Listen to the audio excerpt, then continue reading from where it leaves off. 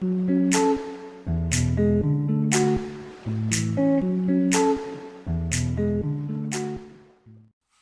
à toutes et à tous. Les vacances d'été prennent fin pour la plupart d'entre nous et avec elles se referme cette sorte de parenthèse qui va marquer le retour à la vie ordinaire. Cette parenthèse, elle est quand même assez spéciale et on peut prendre occasion aujourd'hui de réfléchir à ce qu'elle représente. Pour la plupart d'entre nous, être en vacances, c'est d'abord partir en vacances. Aller à la campagne, à la mer, à la montagne, partir à l'étranger. On est en droit de se demander ce que cette sorte de fuite peut bien cacher, voire peut révéler de notre vie, de notre rapport à nos occupations ordinaires. C'est ce que nous allons nous efforcer de faire aujourd'hui. Au fond, pourquoi avons-nous ce besoin, à un moment, de nous éloigner du lieu où se déroule habituellement notre vie et de tout ce qui marque le cadre ordinaire de nos existences? On peut considérer que c'est là l'occasion de se ressourcer, mais cela va même parfois plus loin, puisque à cette envie de se ressourcer peut s'ajouter la tentation de tout plaquer, de faire en sorte que ce départ ne soit pas qu'un épisode dans notre existence, que ce ne soit pas seulement quelques semaines au cours d'une année, mais qu'il y ait un départ plus définitif, une mise en retrait presque totale de cette existence. C'est d'autant plus tentant que les circonstances peuvent être rudes et que la vie professionnelle, la vie familiale, la vie personnelle à tous égards peut conduire à une grosse fatigue. Pourquoi tu te mets dans cet état-là? Parce que tout me fait chier en ce moment, voilà. Les gens me font chier, mon père me fait chier, écrire me fait chier, toi aussi tu me fais chier. Écoutez, pourquoi vous ne viendrez pas travailler chez moi à la campagne? La maison est grande, vous seriez complètement indépendant. Puis vous seriez au calme, mes premiers voisins sont à 5 kilomètres. Ah bon, quoi, c'est dans le Ténéré? Non, c'est dans le Luberon. Si vous ajoutez à ça le fait que, au-delà de nos petites existences particulières, les circonstances plus générales, politiques, mondiales, sont elles-mêmes assez rudes. On entend beaucoup de personnes se plaindre du fait que l'atmosphère est tendue contre la crise sanitaire, les différentes crises politiques, militaires. On est dans une période qui est assez rude et qui met nos nerfs à l'épreuve. Eh bien, on peut souhaiter effectivement se mettre en retrait de toutes ces circonstances. Et encore, nous nous trouvons pour la plupart dans la posture de simples citoyens qui assistons bien plus que nous n'agissons sur ces circonstances. Imaginez donc ce que peut être cette tentation pour quelqu'un qui est partie prenante par ses décisions, par son action de ces circonstances.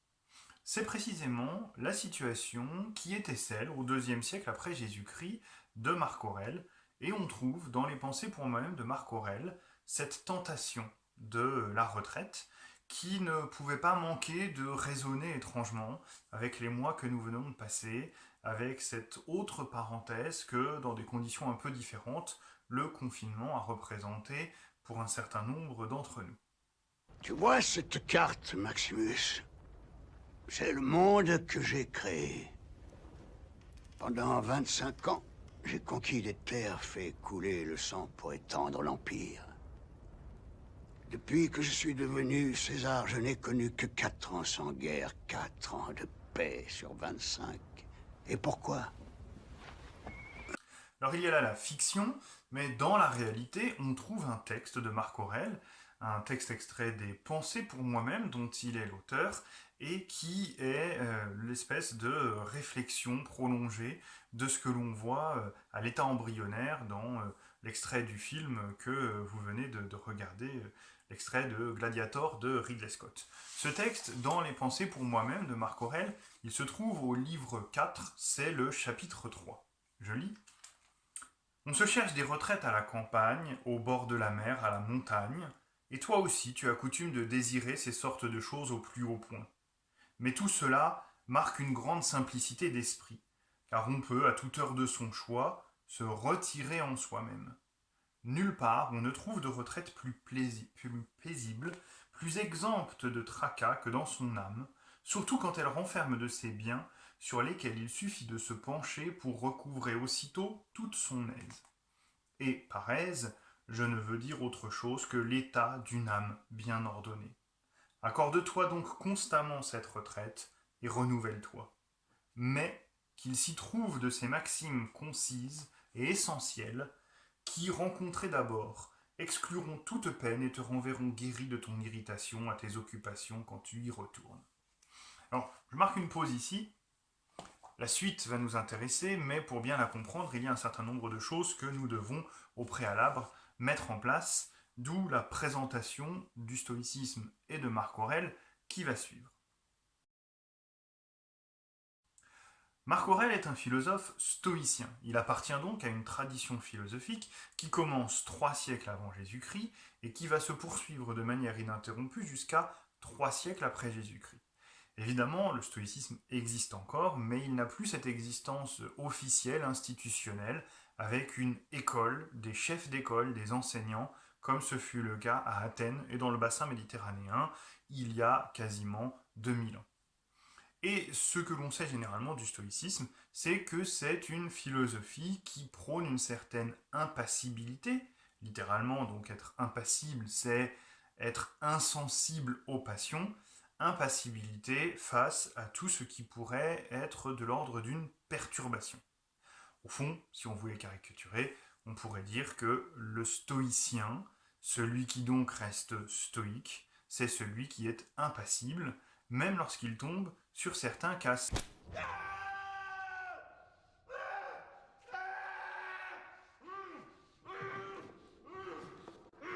Mademoiselle Lind va me donner le numéro de compte si ce n'est déjà fait. Par conséquent, je n'attends de vous que le mot de passe. Ça me gratte un peu. En dessous. Bon, on n'ira peut-être pas jusque-là non plus. Marc Aurèle, au IIe siècle après Jésus-Christ, a la double casquette d'empereur et de philosophe. Sa charge d'empereur est énorme, il règne sur une large partie du monde connu, et comme on l'a vu dans l'extrait du film de Ridley Scott, il n'a pas toujours la tâche facile. Pour l'aider dans cette tâche, il s'appuie donc sur les ressources que le stoïcisme a mis à sa disposition. Et le stoïcisme, ce n'est pas, pour Marc Aurèle, exclusivement un corps doctrinal, avec un certain nombre de pensées, mais c'est bien une manière de vivre qu'il faut s'incorporer, qu'il faut assimiler par tout un ensemble d'exercices spirituels. L'un des exercices spirituels que pratique le plus constamment Marc Aurèle, c'est l'écriture. Il s'agit, par la répétition, par la méditation, et donc dans la fixation par l'écriture, de se remémorer un certain nombre de principes essentiels du stoïcisme, et surtout de faire en sorte qu'il ne soit pas que la théorie, mais qu'il puisse être tellement assimilé que l'on va les mettre en pratique. Les pensées pour moi-même, c'est donc le cahier d'exercices spirituels de Marc Aurèle. Ce n'est pas simplement un traité philosophique qui invente une philosophie nouvelle. Tout le stoïcisme existe avant que Marc Aurèle ne s'en empare. Les pensées pour moi-même, c'est le cahier dans lequel Marc Aurèle fait les exercices qui doivent le rendre véritablement, profondément stoïcien. Et c'est encore plus marquant si jamais nous faisons un petit excursus du côté d'une hypothèse de lecture qui va s'avérer assez intéressante et assez riche, je crois, pour comprendre l'extrait que j'ai évoqué à l'instant et dont on va parler plus longuement, à savoir le chapitre 3 du livre 4. En effet, selon certains commentateurs de Marc Aurèle, il y a une véritable tentation chez lui, une tentation de l'épicurisme. C'est un philosophe stoïcien, mais un philosophe stoïcien qui régulièrement se demande si il ne devrait pas succomber aux sirènes de l'épicurisme.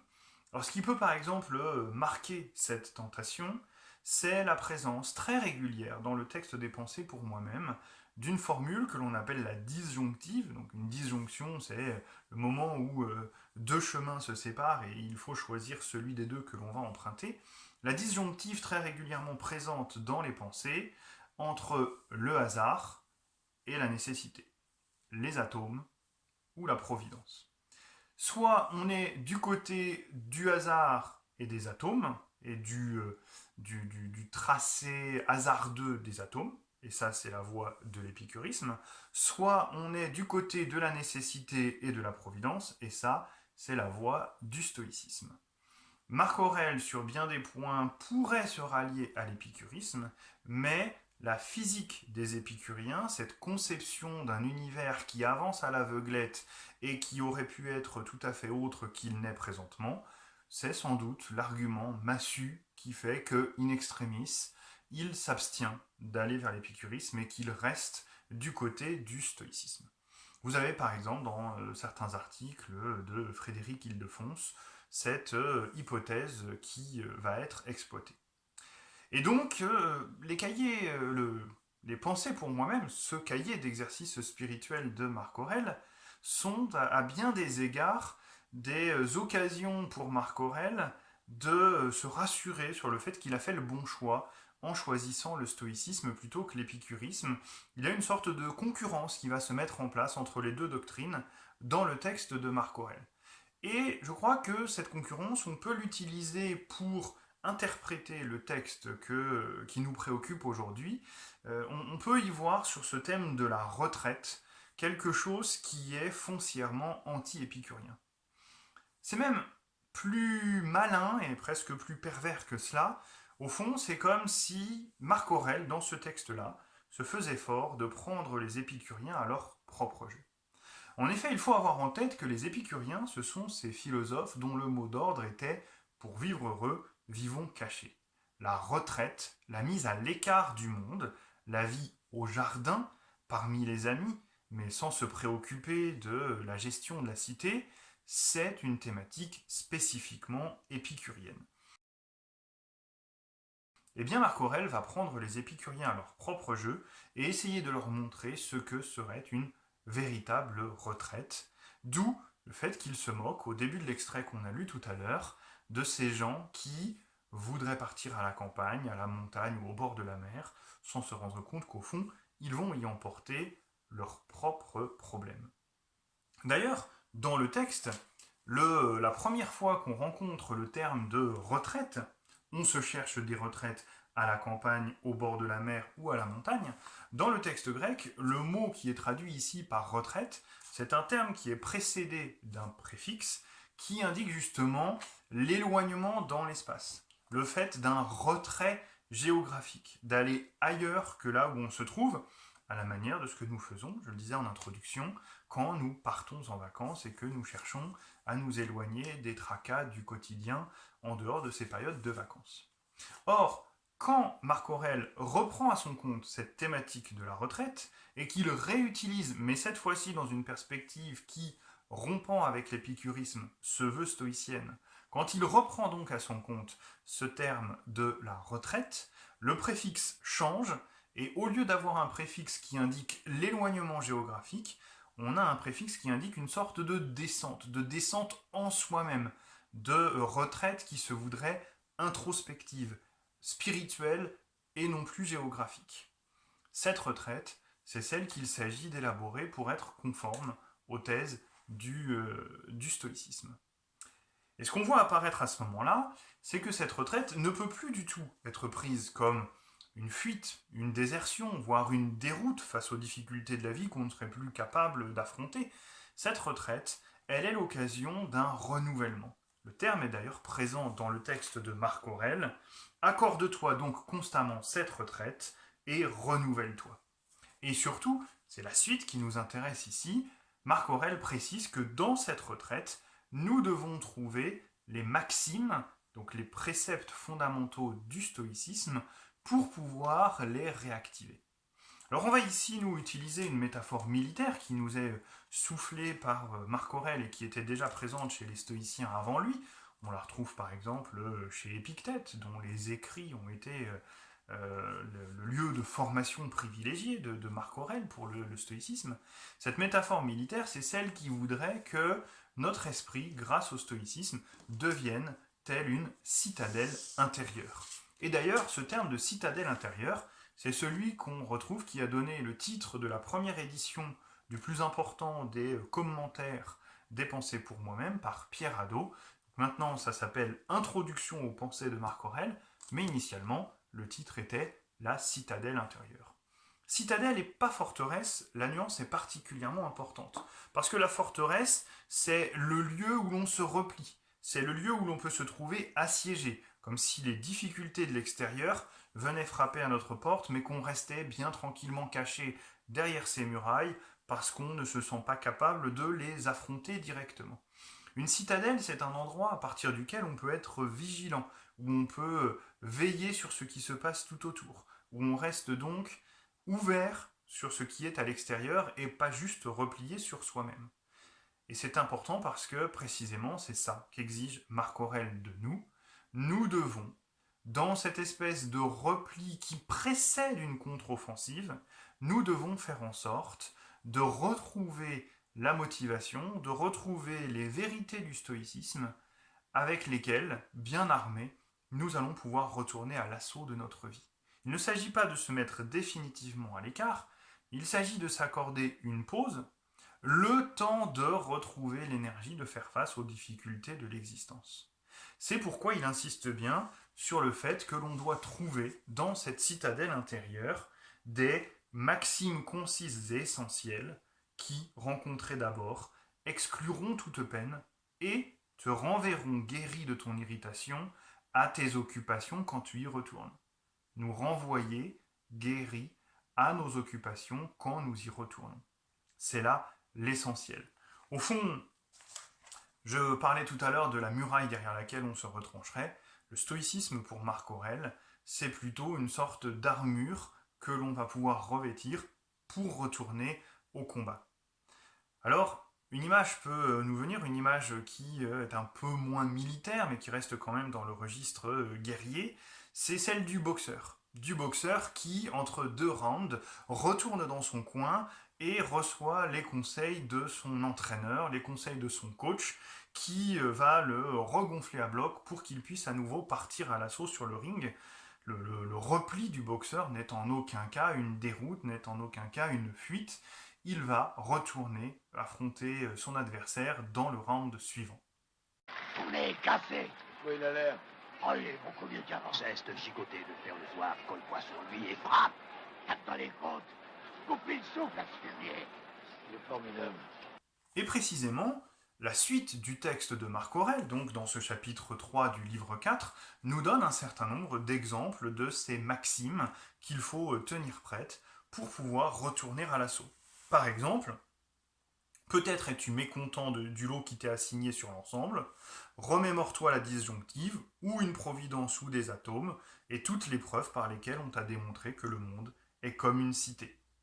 Autre obstacle que l'on peut rencontrer, mais ce qui intéresse ton corps aura encore prise sur toi. Réponse, maxime dont on a besoin pour pouvoir repartir à l'attaque de la vie. Considère que l'intelligence ne se mêle pas aux agitations, ou douces ou violentes, du souffle vital, une fois qu'elle s'est reprise et qu'elle a reconnu son pouvoir. Et enfin, rappelle-toi tout ce qu'on t'a enseigné sur la douleur et le plaisir, à quoi tu as donné ton assentiment. Et ainsi donc, la suite du texte va aligner les différentes difficultés, les différents obstacles possibles avec les réponses possibles telles que le stoïcisme les a préparées. La toute fin de l'extrait permet d'ailleurs de faire la synthèse de ce mouvement de repli et de contre-offensive en expliquant une vérité fondamentale du stoïcisme qui est la suivante. D'abord, les choses ne touchent pas l'âme, elles demeurent au dehors, immobiles. Les troubles ne proviennent que du jugement intérieur. En second lieu, tout ce spectacle que tu vois, en un clin d'œil, il va se transformer et cesser d'être. On voit bien ici le thème de la citadelle intérieure, c'est-à-dire de cette limite que l'on met entre soi et le monde, non pas pour s'en isoler, mais pour pouvoir le fréquenter d'une manière qui le rende supportable. D'une part, considérer que mon esprit ou mon âme, en enlevant la connotation trop religieuse et chrétienne du terme, mon esprit ou mon âme ne sont pas directement touchés par la rudesse des événements extérieurs, et en rappelant que ces événements extérieurs, ils ont un caractère éphémère, quelque chose qui est assez fragile, et ils ne dureront pas éternellement. Je vais donc pouvoir les supporter le temps qu'ils passent. Voilà ce que, à mon sens, Marc Aurèle peut nous apprendre sur ce qu'est une véritable et une bonne retraite, au sens non pas de la fin de la vie professionnelle, mais du repli temporaire. Et si jamais on a des interrogations sur ce que peuvent être les temps de confinement que nous avons traversés, peut-être même ceux qui nous attendraient à nouveau. Je crois qu'on a ici une lecture profitable pour pouvoir en faire quelque chose de bon. Je vous remercie, je vous retrouverai dans une prochaine vidéo, et d'ici là, soyez sages.